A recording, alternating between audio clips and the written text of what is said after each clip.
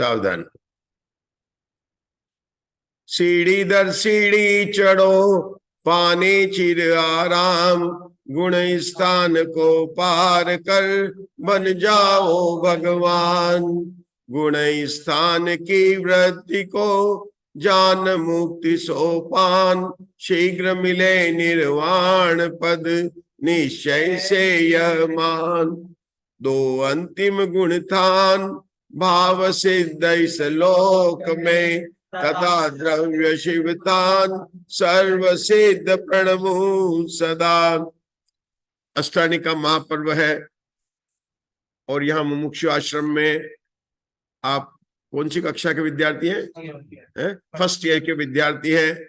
आपकी संख्या यहाँ पर इस समय 8 है और हमें गुणस्थान के बारे में चर्चा करनी है और पृष्ठ संख्या है 52।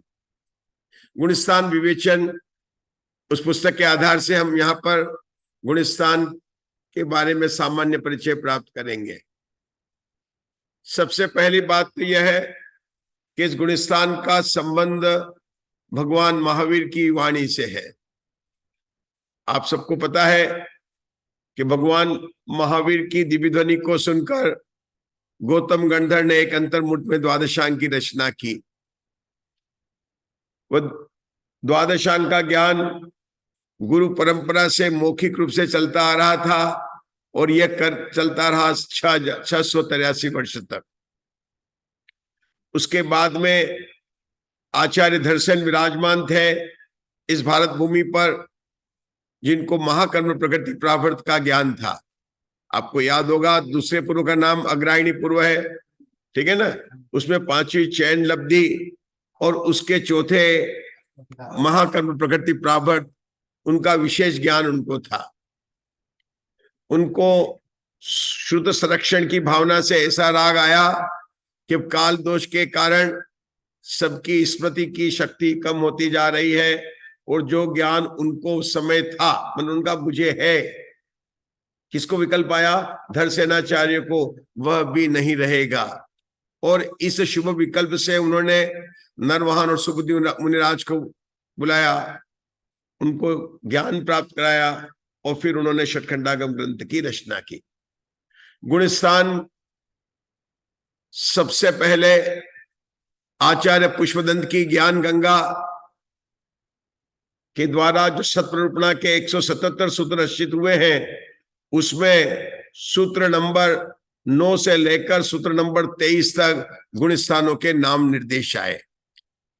मैं आपको क्या बता रहा हूं कि गुणस्थान की जितनी भी आज चर्चा चलती है, जितने भी ग्रंथ में आपको उस विषय को पढ़ने का अवसर मिलता है, सबसे पहले अगर गुणस्थानों के नाम का अगर किसी ने लिपिबद्ध किया है तो वह किया है आचार्य पुष्पदंत ने। किसने किया? और कौन सा? सत्प्ररूपणा के उन्होंने जो 177 सूत्र बनाए, 23 कम 200, उनमें सूत्र नंबर 9 से लेकर सूत्र नंबर 23, इन 15 सूत्रों के द्वारा गुणस्थानों का उल्लेख हुआ। आप कहेंगे गुणस्थान कितने होते हैं? कि गुणस्थान तो 14 होते हैं और आप बता रहे हैं 15 बता रहे हैं। तो कि हाँ, 15वें सूत्र के अंदर यह बताया गया कि गुणस्थान सिद्ध भगवान गुणस्थानों से पार है। 14 गुणस्थानों के अंदर तो हर गुणस्थान का एक एक सूत्र है और 15वें सूत्र के अंदर यह बताया कि सिद्ध भगवान गुणस्थानों से पार है। हमने यहां बताया ना, सीढ़ी दर सीढ़ी चढ़ो, पाने चिर आराम, गुणस्थान को पार कर बन जाओ। एक बार आप लोग सब बोलेंगे, बोलिए, सीढ़ी दर सीढ़ी चढ़ो,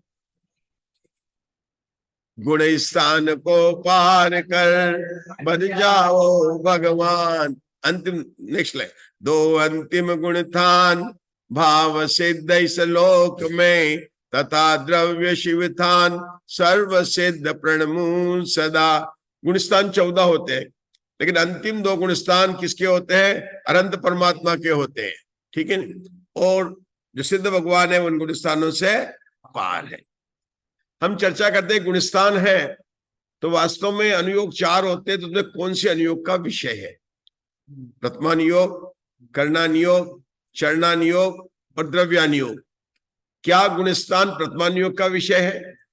क्या गुणस्थान चरणानुयोग का विषय है? क्या गुणस्थान द्रव्यानुयोग का विषय है? क्या गुणस्थान कर्णानुयोग का विषय?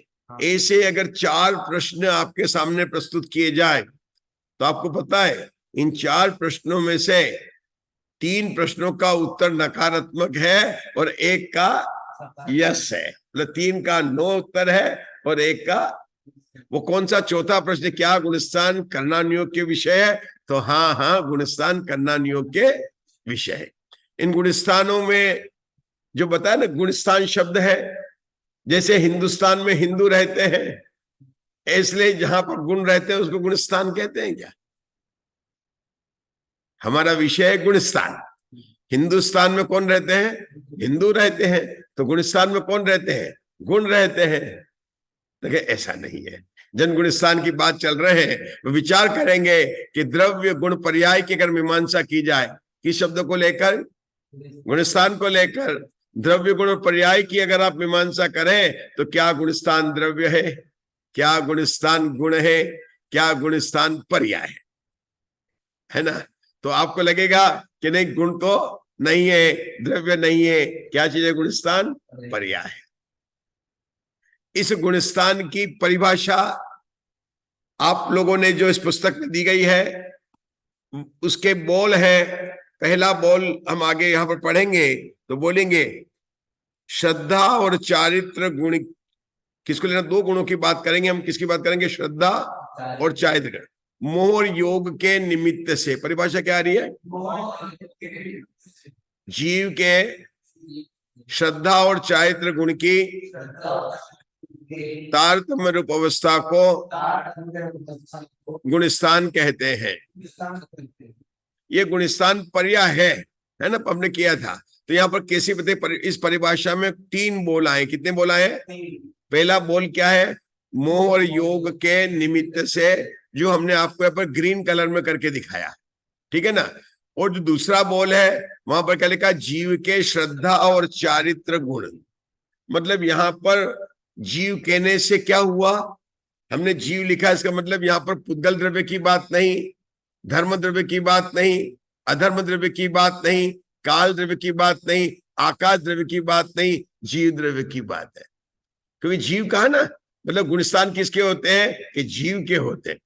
अब जीव में यहाँ पर कौन से गुणों की मुख्यता है? जीव तो अनंत गुणों का गोडाउन है।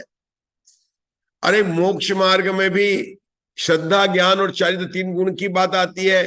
तत्वार्थ सूत्र में उमा स्वामी ने पहले सूत्र में क्या कहा? सम्यक दर्शन ज्ञान चारित्राणी मोक्ष मार्ग। लेकिन गुणस्थान की परिभाषा में ज्ञान को नहीं लिया। क्या यहाँ पर किसको लेकर बात है? श्रद्धा और चारित्र गुण को लेकर। तो पहला बोल मोह और योग के निमित्त से, दूसरा बोल जीव के श्रद्धा और चारित्र गुण की तारतम्य रूप अवस्था को गुणस्थान कहते हैं। मतलब गुणों की किसी अवस्था, कैसी? तारतम्य रूप अवस्था को गुणस्थान कहते हैं। जीव के तारतम्य रूप अवस्था को, तारतम्य रूप का अर्थ क्या है? हीनाधिक। क्या अर्थ है? हीनाधिक, कम ज्यादा।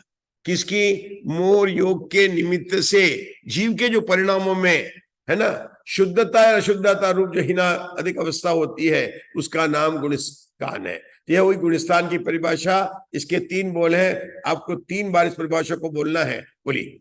मोह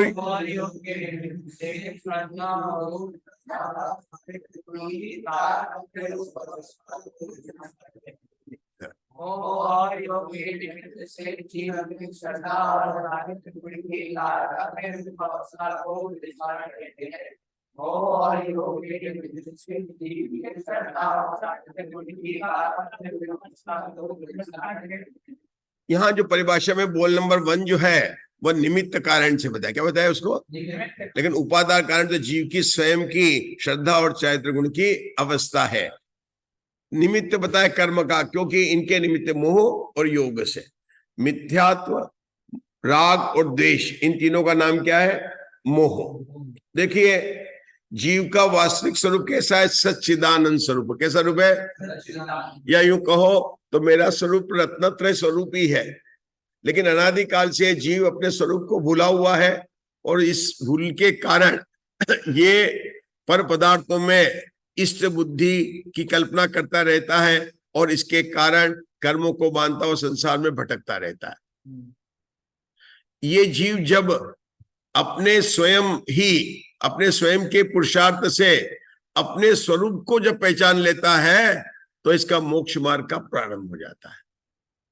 अपने को है भुला हुआ और अपने को स्वयं को पहचान लिया तो इसकी यात्रा शुरू हो जाती है, इसकी मुक्तिपुरी की यात्रा शुरू हो जाती है। इस मुक्तिपुरी की यात्रा के जीव के जो स्टेशन है, सोपान है, उसी को यहां पर गुणस्थान कहा गया। क्या कहेगा? मुक्तिपुरी की यात्रा में जो सोपान मतलब सीढ़ियां हैं उसी को गुणस्थान कहा जाता है, जिनकी संख्या 14 है। कितनी संख्या है? लेकिन ये यात्रा जो चलती है, इस यात्रा को हम बताएंगे, लेकिन इस यात्रा के अंदर ये जरूरी नहीं है कि सभी स्टेशन आना पड़े। यद्यपि हमने जब मंगलाचरण किया था तो उसके अंदर कहा था कि सीढ़ी दर सीढ़ी चढ़ो, पाने चिर आराम, गुणस्थान को पार कर बन जाओ भगवान। तो मेरे 3 प्रश्न हुए, क्या गुणस्थान सीढ़ी है, क्या गुणस्थान स्टेशन है, क्या गुणस्थान क्लास है? कितने प्रश्न बनाए हमने? पहला प्रश्न क्या है?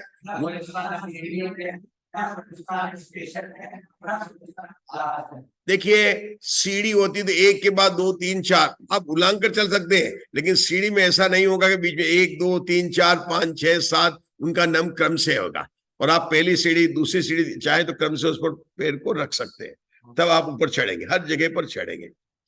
क्या स्टेशन है? हम जानते हैं ट्रेन हर तरह की होती है, फास्ट ट्रेन भी होती है और स्लो ट्रेन भी होती है। वह ट्रेन उस स्टेशन पर रुके या नहीं रुके, लेकिन उस स्टेशन के आए बिना, क्या ना, जैसे आप यहां से आ रहे हैं तो कोई ट्रेन हो सकता है कोटा तो रुके, लेकिन उसके पहले स्टेशन जो भी आता हो झालावाड़ वगैरह वहां पर नहीं रुके। फास्ट ट्रेनों की तो नहीं रुकेगी, लेकिन क्या उस स्टेशन को पार किए बिना ट्रेन आगे आ सकती, कोटा आ सकती है? दिल्ली से मुंबई को जाने वाली ट्रेन हो सकता है कि बड़ौदा से चले और सीधे रतलाम में रुके, लेकिन बीच में दाहोद आएगा कि नहीं आएगा? आएगा कि नहीं आएगा?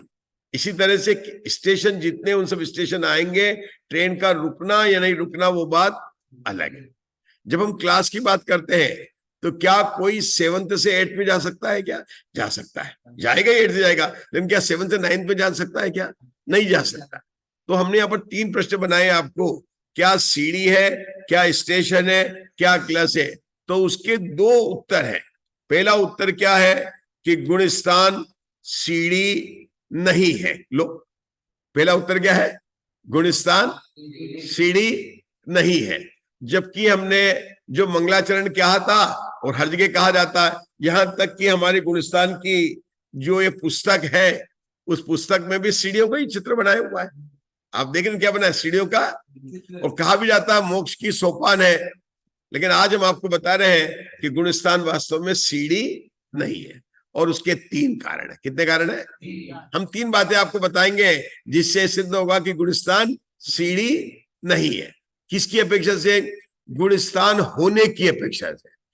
जैसे पहली क्लास से दूसरी क्लास, दूसरी क्लास से चौथी, तीसरी क्लास, 7वीं से 8वीं, 10वीं से 11वीं, मतलब क्लास को प्राप्त करने की अपेक्षा, होने की अपेक्षा से गुणस्थान सीढ़ी नहीं है। ये बात बताने के लिए हम आपको 3 पॉइंट बताने वाले। कौन बताने वाले हैं?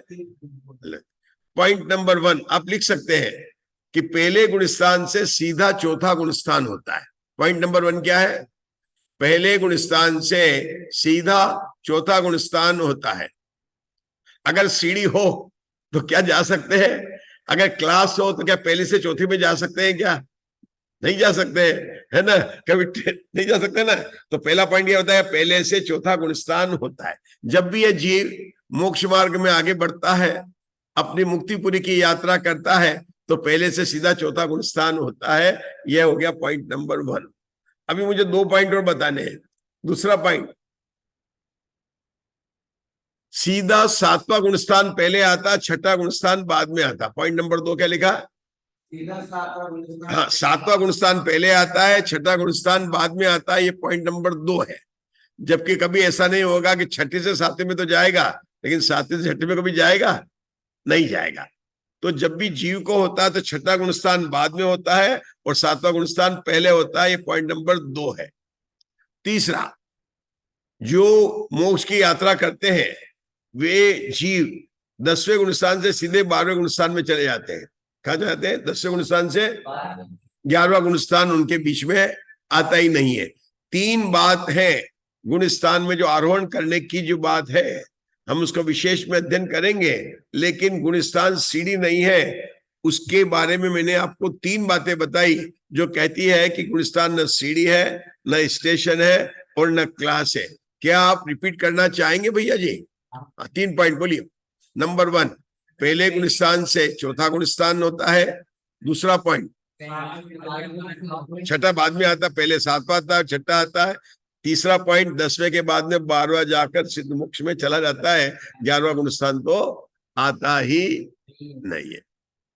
लेकिन जैन धर्म तो स्यादवाद है। अभी हमने कहा गुणस्थान सीढ़ी नहीं है, गुणस्थान स्टेशन नहीं है। अब हम बताने जा रहे हैं आपको गुणस्थान स्टेशन भी है, सीढ़ी भी है और स्यादवाद भी है। भाई स्यादवाद है, ये तो आपको सुनना तो पड़ेगा, ठीक है ना। अब क्या बता रहे हैं कि गुणस्थान सीढ़ी है। वो किसकी अपेक्षा से?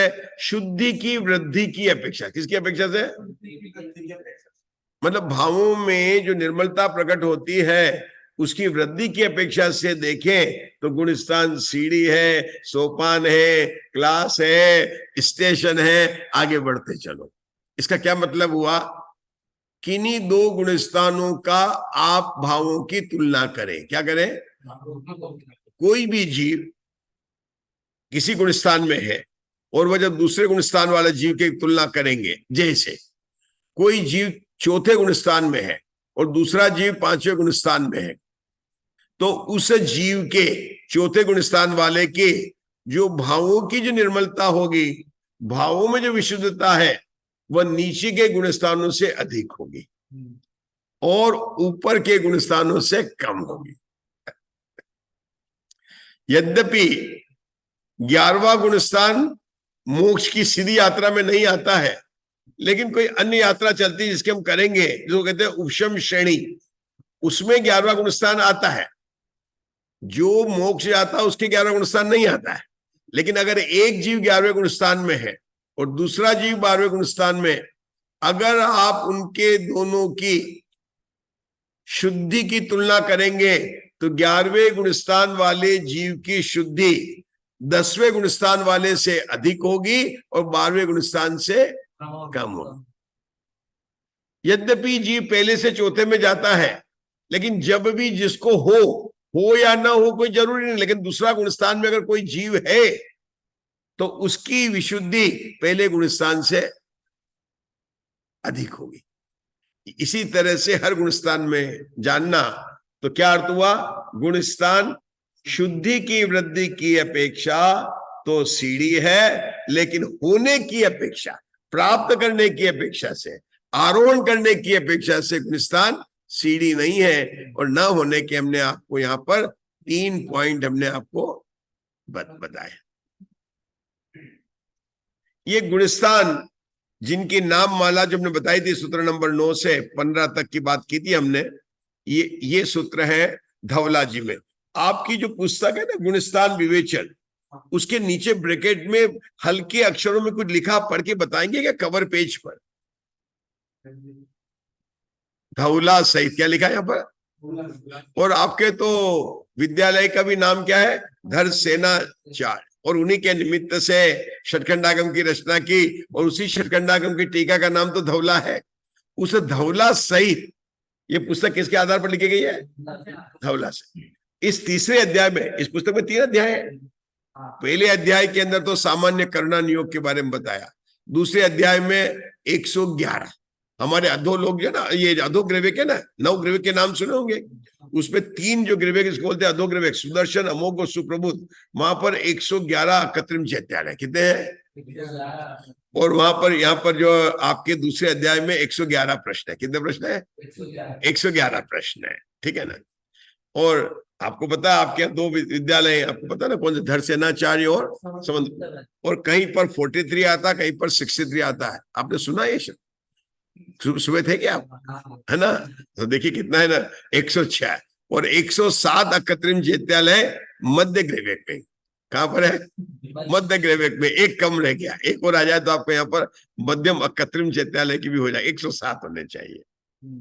मेरा तो ये कहना था कि धवला सहित गुणस्थान विवेचन पुस्तक किसके आधार पर लिखेगी? धवला। और जिसके 16 भाग या नीचे अपने मंदिर में शीतलनाथ भगवान के पास जो पहली अलमारी रखी हुई है उसमें 16 पुस्तकें विराजमान है। आज हमने वहां से पहली पुस्तक, 7वीं पुस्तक और 9वीं पुस्तक का वहां पर जो है स्वाध्याय के लिए हमने वहां पर लिए, क्योंकि हम यहाँ पर धवला जी का स्वाध्याय करते हैं। हमारी यहाँ पर 7वीं पुस्तक का स्वाध्याय चल रहा है। कौन चल रहा है? कल भी यहाँ पर मुमुक्ष आश्रम से रात को 7:30 से 9 बजे तक हमने धवला की 7वीं पुस्तक का स्वाध्याय किया। मैं इसलिए कह रहा हूं कि गुणस्थान विवेचन पढ़ते, लेकिन ये धवला जी जो आपका दर्शना चाह रहे हैं ना, उनके उपदेश के अनुसार गुणस्थान की बात है। सबसे पहले गुणस्थान का नाम लिपिबद्ध किया तो वो पुष्पदंत आचार्य ने किया। अंतर है। गुणस्थान के जब नाम लिखते हैं, आपके देखा यहाँ पर हम लोग बोलेंगे मिथ्यात्व, बोलिए मिथ्यात्व, सासादान, तीसरे गुणस्थान है सम्यक मिथ्या दृष्टि। रुक जाएंगे। हम हमेशा 3 गुणस्थानों को एक साथ बोलते हैं। पहले का नाम मिथ्यात्व, दूसरे का नाम सासादान, दूसरे का नाम सासादान, तीसरे का नाम सम्यक मिथ्या दृष्टि। ये तीनों के एक साथ क्यों बोले, एक ग्रुप क्यों बनाया? क्योंकि इन तीनों गुणस्थान में सम्यक की गंध नहीं पाई जाती है। सम्यक की गंध नहीं, आप सुनेंगे ना, आपको सम्यक की गंध नहीं आएगी। कौन से गुणस्थान में? 3 गुणस्थान। 14 गुणस्थानों में से 3 गुणस्थान ऐसे हैं जहां पर सम्यक की गंध नहीं आती है। उनके नाम क्या है? मिथ्यात, सासादान और तीसरे गुणस्थान का एक नाम हो रहा है। जैसे आदिनाथ भगवान के 2 नाम, आदिनाथ और ऋषभनाथ भगवान, तो यहाँ पर तीसरे गुणस्थान के नाम क्या है? मिश्र। क्या कहते हैं उसको? चौथे गुणस्थान से लेकर 14 गुणस्थान, कितने गुणस्थान हुए? 11 गुणस्थान। इन सारे गुणस्थानों के अंदर सम्यक दृष्टि होते हैं। मतलब गुणस्थान कितने? 14 है, ठीक है। उसके अंदर से पहले 3 गुणस्थान में सम्यक दर्शन नहीं है और बाकी के 11 गुणस्थान में सभी को सम्यक दृष्टि है ही। कौन से तरह का बात नहीं है, लेकिन सम्यक दर्शन है। अंतिम के जो 2 गुणस्थान है वो किसके? अनंत परमात्मा के। किसके है? सकल परमात्मा। अपन छड़ाला में कहेंगे तो सकल परमात्मा, सकल वहां पर कहते हैं। और निकल परमात्मा के वो तो गुणस्थान से पार है। तो अंतिम 2 गुणस्थान किसके हो गए? अनंत परमात्मा। अब छठे गुणस्थान से लेकर 12वें गुणस्थान तक जो सारे गुणस्थान है सारे मुनिराज के होते हैं, नग्न दिगंबर मुनिराज के ही होते हैं। अब बचे 2 गुणस्थान, चौथा और 5वां। सामान्य से कहे तो श्रावक की होते हैं, लेकिन श्रावक संज्ञा केवल 5वें गुणस्थान को है। चौथे गुणस्थान को उपचार से श्रावक कहा गया। मैंने आपको भी बताया गुणस्थान 14 होते हैं। जब मैंने 14 कहे तो इसमें कितनी बात आ गई? कितनी बात की नास्तिक हो गई? 2 बात कि 1 से क्या 14 होते हैं तो 13 नहीं होते, 12 नहीं होते, 11 नहीं होते, 1 नहीं, नीचे का निषेध हो गया। और 14 से होते मतलब ऊपर के 15 से लेकर जितनी भी संख्या उतने नहीं होते, केवल 14 ही होते हैं। क्या होते हैं? देखिए यहां पर तो नहीं पता चलता है, लेकिन आप देखो यहां पर। अब चौथे गुणस्थान का नाम क्या है? अविरत सम्यक दृष्टि। पांचवें का नाम क्या है? देश विरत। छठे का नाम क्या है? प्रमत और अप्रमत विरत। ये आपको पता ही है। छठे और 7वें गुणस्थान में कहां पर बात आती है? आपको याद है कहां पर आती है? न प्रमत है न अप्रमत है, बस एक या एक। समय सार की छठी गाथा में ये बात विशेष रूप से आती है ना, प्रमत और अप्रमत की बात आती है। तो ये देखिए, आप लिखिए। उसके बाद में 8वें गुणस्थान, इनको कहते हैं श्रेणी के गुणस्थान। इसको कहते हैं 8वें के ऊपर के गुणस्थान को श्रेणी के गुणस्थान कहते हैं। अपूर्वकरण, अनिवृत्तिकरण, सूक्ष्म सांप्राय, उपशांत मोह और क्षीण मोह। ये आप देखिए कि 8वें से लेकर 12वें 5 गुणस्थान किसके? श्रेणी के गुणस्थान है। अंत के 2 गुणस्थान अनंत भगवान के हैं। 5 गुणस्थान श्रेणी के गुणस्थान है। 5 और 2 कितने हो गए? 7। और उसके बाद में 2 गुणस्थान छठे और 7वें, ये प्रमत और अप्रमत, ये मुनिराज के। 7 और 2 कितने हो गए? 9। सामान्य से छठे गुणस्थान से लेकर 14 गुणस्थान, इन 9 गुणस्थानों को संयत के गुणस्थान भी कहा जाता है। क्या कहा जाता है? संयत, मतलब मुनिराजों के सब क्या? संयत के गुणस्थान। संयत के कितने गुणस्थान है? 9, जिसमें अनंत भगवान को भी संयत में गिन लिया गया है। ठीक है ना? 7 + 2। जब भी हम 3 कप 9 करोड़ मुनिराज करके चढ़ाते हैं तो वह संख्या है छठे गुणस्थान से लेकर 14 गुणस्थान तक की संख्या। हम इसको देखेंगे, आपकी पुस्तक में पीछे जो एनेक्शन नंबर 5 दिया ना, वहां पर है इसका वर्णन, हम आपको बताएंगे उसके लिए। अभी तो हमने 14 गुणस्थान के आपको नाम बोले, एक बार इसके नाम माला का हम पाठ करेंगे। बोलिए। मिथ्यात, सासादान, सम्यक मिथ्या दृष्टि, अविरत, देश विरत, प्रमत विरत, अपूर्वकरण,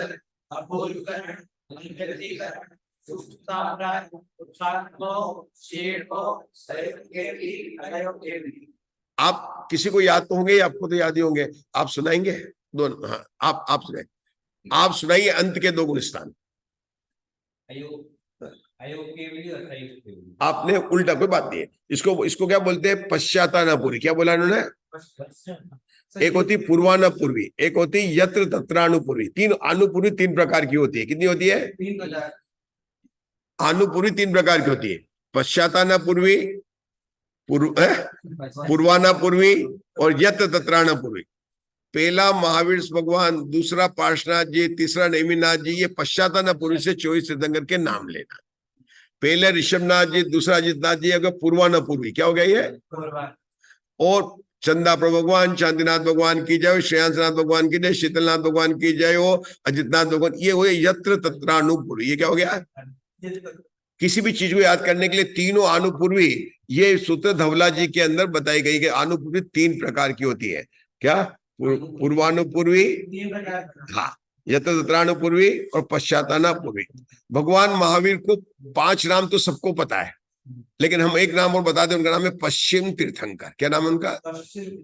ये कहां पर आया? कषाय पाउड़ के अंतिम अधिकार में आया है। कहां पर आया? पश्चिम स्कंद। क्या बोला उसको? पश्चिम स्कंद। भगवान महावीर पश्चिम तीर्थंकर थे, क्योंकि उसके बाद में तीर्थंकर केवल ज्ञान रूपी सूर्य का अस्त हो गया। किसका? भरत क्षेत्र से, हमारे भारत भूमि से, जम्बूद्वीप के भरत क्षेत्र से कौन सा? तीर्थंकर रूपी केवल ज्ञान रूपी सूर्य पश्चिम दिशा में चला गया। अस्त, पश्चिम होता है, इसलिए उनको क्या कहा जाता है? पश्चिम तीर्थ। हमारी तो बात चल रही थी गुणस्थान के नाम की, आपको मुनिराज के गुणस्थान के नाम के बताने, मुनिराज के 6 से 12 तक के नाम बताने। प्रमत्त व्रत, अप्रमत्त व्रत, अपूर्वकरण, अनिवृत्तिकरण और सूक्ष्म सांप्राय, उपशांत मोह, छेड़। ये आपने बनाए है ना इसको। अब केवल आपको श्रेणी के गुणस्थानों के नाम बताने। श्रेणी गुणस्थान 5 है। हाँ, 8वां बहुत बढ़िया। इस नाम मूला में जो श्रेणी में है, क्योंकि श्रेणी कितनी होती है? 2 होती है, उपशम श्रेणी और शपक श्रेणी। तो जो स्टेशन उसके ऊपर उसका सरनेम भी लगाना पड़ेगा। अपूर्वकरण उपशामक और शपक, अनिवृत्तिकरण उपशामक और शपक, सूक्ष्म सांप्राय उपशामक और शपक, उपशांत मोह और क्षीण मोह। वो शपक ही है, वो तो शपक है ना। जहां 2 होता है अंतर, जहां पर 2 होते हैं हमने नाम लगाए। बराबर हो गया। क्या अंतर किया हमने? 8वें, 9वें और 10वें गुणस्थान, इनमें क्या लगाया? उपशामक और शपक। ये कहां पर मिलेगा आपको? ये समय सार की 50 से 55 गाथा अगर आप देखेंगे टीका में, तो वहां पर जो है 14 गुणस्थानों से पार्वती समय सार है। एक कोई भी ले आओ तब तक लेते। समय सार की 50 से 55 गाथा, तो वहां पर अमृतचंद्र आचार्य ने श्रेणी के गुणस्थानों का नाम इस तरह से दिया। क्या दिया? क्योंकि दोनों श्रेणी में आते हैं। उपशामक निकाल लीजिए आप, आपको ही निकालना है और आपको ही पढ़ना है। और 29वां बोल है, लास्ट है, टीका का लास्ट बोल। 50 से 55 गाथा, 55 गाथा का लास्ट बोल समय सार जी में आपको पढ़ना है पूरा। अच्छा, अब हम जब तक भैया निकाल रहे हैं तब तक हमने देखा, ये जो यहां पर लिखे हैं, आपको पता है जब तक केवल ज्ञान नहीं होता तब तक कहते हैं छदमस। क्या कहते हैं? छदमस। और उसके बाद में केवल ज्ञानी की संज्ञा है, मतलब जिस तक ज्ञानावर्ण दर्शनावर्ण कर्म का आवरण है, छत जिसके ऊपर स्थित है, किसके है? तो ज्ञान रूपी सूर्य का आवरण है। आपको पता होगा छत, छत्री और छन्ना में क्या अंतर है? नहीं पता? छत, छत्री और छन्ना, क्या अंदर है?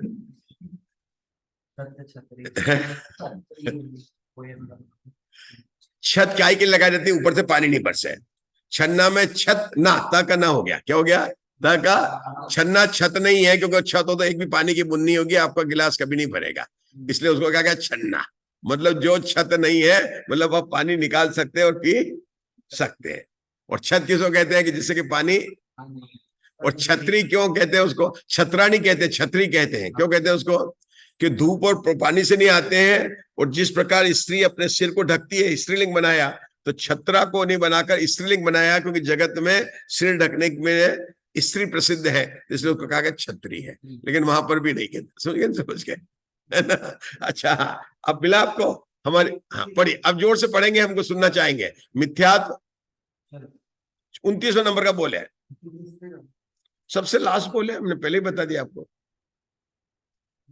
हाँ, मिथ्यात्व। मिथ्या दृष्टि, साधारण सम्यक दृष्टि, सम्यक मिथ्या दृष्टि, असंयत सम्यक दृष्टि, संयत असंयत, प्रमथ संयत, अप्रमथ संयत, अपूर्वकरण, उपशमक तथा छपक, अनिवृत्ति बादल, सांपराय, उपशमक तथा छपक, सूक्ष्म सांपराय, उपशमक तथा छपक, उपसान कसाय, छीन कसाय, संयोग केवली और अयोग केवली, जिनका लक्षण है ऐसी तो गुणस्थान वे सभी जीव के नहीं है, क्योंकि पुद्गल द्रव्य के परिणाममय होने से मेरी अनुभूति से भिन्न है। क्या है, 14 गुणस्थान। देखो 14 गुणस्थानों को तो जानना है, लेकिन एक 14 गुणस्थान मेरे त्रिकाली स्वरूप में नहीं है। कहां पर है, कहा लिखा, मग्गण गुण ठाणे 14 हमंतित अशुद्धनया विन्नेया संसारी सौवे शुद्धाऊ शुद्धनया। ये 14 के 14 गुणस्थान न तो त्रिकाली ध्रुव भगवान आत्मा में है और न सिद्ध परमात्मा में, ठीक है ना, नहीं है। मार्गणा स्थान की बात अलग है, लिखा तो है, उसकी बात मार्गणा की क्लास में करेंगे। 14 गुणस्थान नहीं है, लेकिन क्या कहना, क्यों नहीं है, क्योंकि ये सब पुद्गल द्रव्य के परिणाममय होने से मेरी अनुभूति से भिन्न है। सदा अपने को वास्तव में कोई, आपको ऐसा नहीं गुणस्थान को प्राप्त करना नहीं है। आपके क्या कोई जीव बिना गुणस्थान के, कोई कहे गुणस्थान किसको होता है, जिसको गुण होते हैं।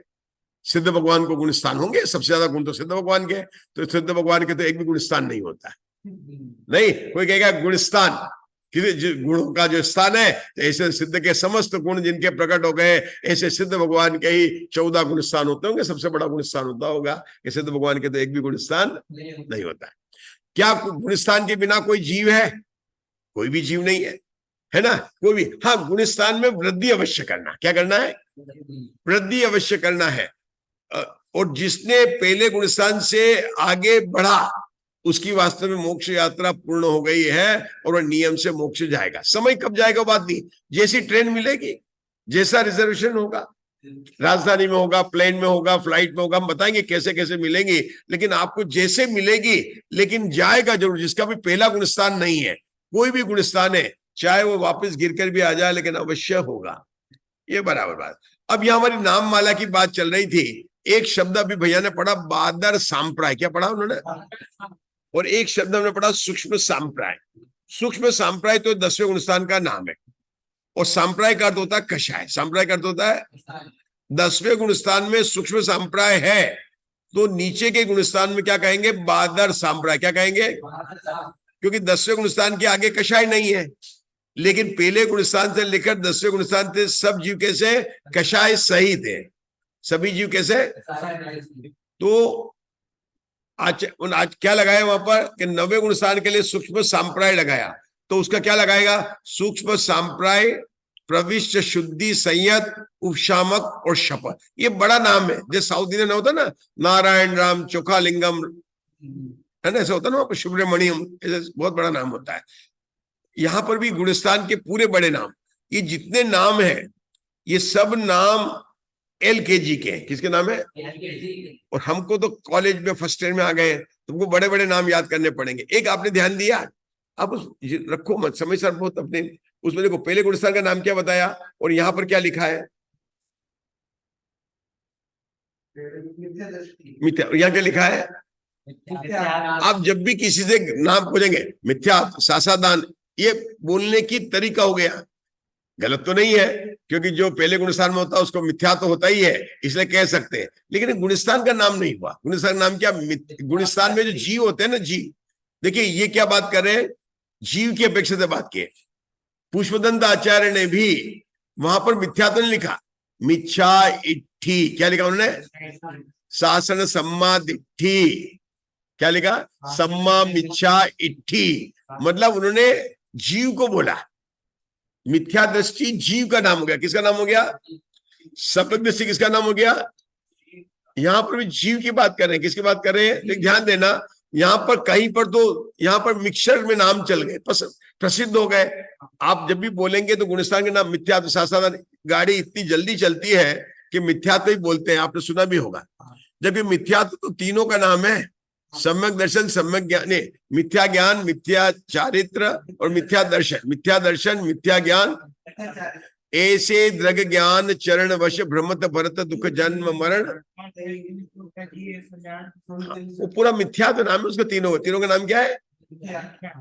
ये बात सही है कि जो जीव पहले गुणस्थान में होता है उसके भाव की अपेक्षा से उनके ज्ञान भी उसका मिथ्या ज्ञान है, दर्शन भी मिथ्या दर्शन है और चारित्र मिथ्या चारित्र है उस अपेक्षा से।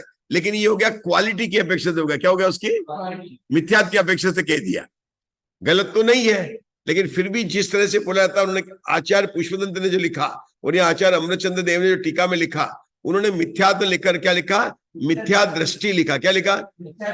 आप उस गुणस्थान के नाम पढ़ेंगे, आप भैया को दे दो इधर को। आचार्य अमृतचंद्र देव ने जो लिखे समयसार में, नाम तो पढ़ते हैं, बोलो मिथ्या दृष्टि, बहुत बढ़िया, अविरत सम्यक दृष्टि, असंयत, बड़े चले, असंयत सम्यक दृष्टि, बहुत बढ़िया। और आप्रमत्त, प्रमत्त, आप्रमत्त, पूर्वकरण, सम तथा छपक, अनिवृत्ति, वादक, तो बराबर है। तो आपने नाम देख लिया, तो अपन क्या बोलेंगे? पहले गुणस्थान का नाम क्या बोलेंगे?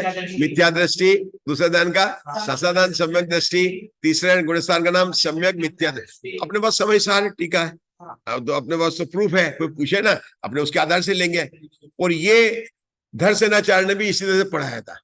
धरसेनाचार्य ने भी इसी, मैं आपको पता, ये लिखा भी यहाँ पर, अथि मिच्छा इट्ठी, क्या लिखा वहां पर?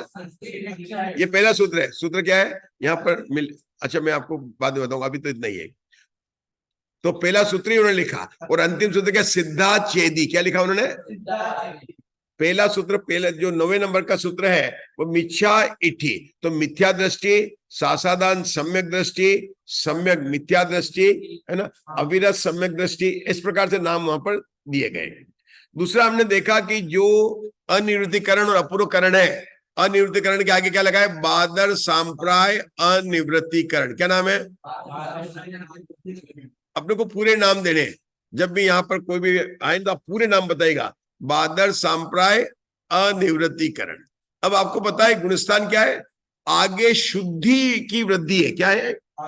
शुद्धि की वृद्धि। शुद्धि गुणस्थान क्या है? शुद्धि की वृद्धि है। तो जो जीव अभी अपूर्वकरण में आया तो उसके नीचे के गुणस्थान से शुद्धि थी, तो उसका और संयत है, तो इसमें शब्द क्या लगेगा? प्रविष्ट शुद्धि संयत। इस पुस्तक में भी लिखा है, बताऊंगा मैं आपको। प्रविष्ट शुद्धि संयत, आप बोल सकते हैं प्रविष्ट शुद्धि संयत। बादर सांप्राय अपूर्वकरण, प्रविष्ट शुद्धि संयत, उपशामक और शपथ। ज्यादा बड़ा नहीं करूंगा क्योंकि इससे बड़ा नाम आपको साउथ इंडिया में नहीं मिलेगा, है ना। अब बोलिए, क्या बोलेंगे? बादर सांप्राय अपूर्वकरण, प्रविष्ट शुद्धि संयत, उपशामक और शपथ। अनिवृत्तिकरण का बोलिए। बादर सांप्राय, बादर संयत। अब दृश्य गुणस्थान का बोलना, वहां पर बादर सांप्राय लेंगे, सूक्ष्म सांप्राय लगेगा। सूक्ष्म सांप्राय संयत, उपशामक, बराबर याद हो गया। ये पूरे नाम अपने को कॉलेज के लेवल के नाम हमको याद करने हैं कि धवला जी के नाम से, अगर हम यहाँ पर कहें ना धवला जी के नाम से गुणस्थान की बात करना, लेकिन अच्छा, जो क्षीण मोह है, उपशांत मोह है, ये सब क्या? वितरागी 11वें गुणस्थान के बाद मोहनी कर्म का शब्द हो गया है और ये छदमस्त है। तो इसका नाम क्या, उपशांत मुंह वितराग छदमस्त। क्या है, छदस्त क्या आ जाएगा, छदमस्त कहो या छदस्त, दोनों शब्द आते हैं। 11वें गुण स्थान का क्या लगना, वितरागी है और छदमस्त है, क्या लगेंगे, वितराग छदमस्त।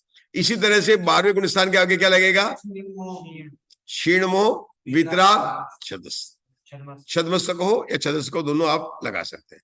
तो हमने आपको बताया। अब रहा 13वें और 14वें गुण स्थान का नाम, उसका पूरा नाम बताऊं मैं, संयोग केवली जीन और अयोग केवली जीन। क्या लगाएंगे, जीन मतलब जिनेंद्र भगवान। वहां पर क्या लगना, पूरा नाम क्या है इसका, अयोगी जीन, क्योंकि जो गाथा आती है प्राकृत में अयोगी जीन, सयोगी जीन, है ना। अयोगी जीणु मोक्षपुरी मंडिया, प्राकृत में गाथा आती है, 14 भुई गाम रही छंडिया, अजोगी जीणु मोक्षपुरी मंडिया, गौ गौ जहिम गौ पुनरवुनायु संसारून, गए गए ऐसे गए कि फिर लौटकर संसार में नहीं आए। वो तो गौ गौ पुनरवुनायु संसारू, कितने अच्छा है, गौ गौ पुनरवुनायु संसारू। कौन, अजोगी जीणु, अजोगी जीणु। तो मैंने इसे नाम क्या हुआ, क्षीण या संयोग केवली जिन और अयोग केवली जिन बताया। हमने गुण स्थान की नाम की बात। अभी अपने 4 बजे तक लेना, कब तक लेना अपने को है, 4 लेंगे, 5 मिनट हो रहे। तो अभी अपने नाम पूरा ही कर ही लेते हैं ना इसके अंदर, ठीक है ना। तो अब जो मिथ्यात्व है, मिथ्यात्व में भी 2 नाम आते हैं, सातिशय मिथ्या दृष्टि भी नाम एक आता है, क्या आता है, और एक सातिशय नाम आता है 7वें गुण स्थान में, सातिशय अप्रमत। क्या कहते हैं, सातिशय मतलब 7वें गुण स्थान के 2 वेद हो जाएंगे, स्वस्थान अप्रमत और सातिशय अप्रमत। ऐसे ही पहले गुण स्थान के 2 हो जाएंगे, एक होता है सातिशय मिथ्या दृष्टि। सातिशय मिथ्या दृष्टि कौन है, जो सम्यक दर्शन के सन्मुख है। क्या है, सम्यक दर्शन के, अपने मोक्ष मार्ग प्रकाशक में है ना, 4 प्रकार के उन्होंने बात किया ना, ठीक है ना। तो चौथा क्या, सम्यक के सन्मुख मिथ्या दृष्टि, उसको क्या कहा, सातिशय मिथ्या दृष्टि। जिसको मोक्ष मार्ग प्रकाशक में क्या कहा, सम्यक के सन्मुख मिथ्या दृष्टि, उसको यहाँ पर क्या कहा गया, सातिशय मिथ्या दृष्टि। ये अच्छा, ये अपने यहाँ पर इतनी बात हो गई है। अब जो अपने यहाँ की जो बात चलेगी, ये हम पूरा डायग्राम कल आपको बताएंगे यहाँ पर ट्राई करके। ये पूरी यात्रा जो होती है ना, रूट डायग्राम पर, मोक्ष यात्रा पर कैसे चलते हैं, ये डायग्राम हम आपको पूरा ड्रॉ करके बताएंगे। हमारी जो यहाँ पर जो कक्षा चलेगी, ये तो बताएंगे हम आपको। यहाँ पर ये जो चैप्टर नंबर 3 है, इसके अंदर सब चैप्टर 15 है। कितने चैप्टर है, और 15 क्योंकि जो पुष्पवंत आचार्य ने 15 सूत्र लिखे हैं, तो पहले सूत्र का 90 सूत्र का पहला चैप्टर, दूसरा चैप्टर और 23वां सूत्र का अंतिम 15 चैप्टर है, जिसमें सिद्ध भगवान का बिल्कुल उसी के आधार से लिखा गया है। हर चैप्टर के अंत में एक पेज धवला के आधार से दिया है। किसका दिया, यद्यपि धवला के आधार से इस विशेष रूप से उल्लेख करते हुए हम लोग प्रायः स्वाध्याय नहीं करते धवला के बोला, लेकिन चूंकि हम धरसेन महाविद्यालय के स्टूडेंट हैं, तो हम धवला जी को ही मुख्य कर इसी पुस्तक के आधार से हम स्वाध्याय करेंगे। मतलब हर चैप्टर का तीसरे के 15 सब चैप्टर है, अध्याय और अंतर अध्याय, तो उसके अंदर धवला जी की बात हर एक चैप्टर के अंदर उन्होंने दी, उसको हम यहाँ पर बात करके बात करेंगे। यहाँ पर हर एक चैप्टर की जो रूपरेखा है 15 चैप्टर की, हर एक चैप्टर एक एक गुणस्थान का है। तो पहले तो गुणस्थान की परिभाषा और स्वरूप को बताएंगे। क्या बताएंगे, उसके बाद में गुणस्थान की चर्चा जो करेंगे वह करेंगे गमनागमन की अपेक्षा से। किसकी अपेक्षा से, और इस गमनागमन की अपेक्षा से करने में जो डायग्राम है ना, ये एक डायग्राम हम पहले ही पढ़ लेंगे, तो 14 के 14 जो सब चैप्टर है उसमें गमनागमन एक साथ 14 अपना यहाँ पर चार्ट के माध्यम से अपना कंप्लीट हो जाएगा। उसके बाद में यहाँ पर काल की अपेक्षा से विचार किया गया। किसकी अपेक्षा से, और अंत में विशेष बिंदु। किसकी बिंदु है, हर एक 15 चैप्टर का 14 गुणस्थान का और 15 सिद्ध भगवान का हम गुणस्थान विवेचन के आधार से आपका यहाँ पर जो क्लास लेंगे उसके अंदर किन बातों से होगा, पहले उस गुणस्थान की परिभाषा और स्वरूप, दूसरा गमनागमन, तीसरा काल की अपेक्षा, और चौथा विशेष बिंदु। विशेष बिंदु में हम भाव की अपेक्षा से बात करेंगे, किसके करेंगे, और अन्य भी बातें करेंगे। विशेष बिंदु है ना, जो पॉइंट्स है उसकी हम यहाँ पर बात करेंगे। इस प्रकार से 5-5 बिंदुओं को लेकर हर एक गुणस्थान के बारे में हम यहाँ पर चर्चा करेंगे ना। कल हम इसके आगे करेंगे। एक बार अभी यहाँ पर मंगलाचरण करेंगे, अपनी यहाँ पर क्लास को विराम देते हैं। बोलिए। निज निधि निज में बताई, अनंत उपकार है,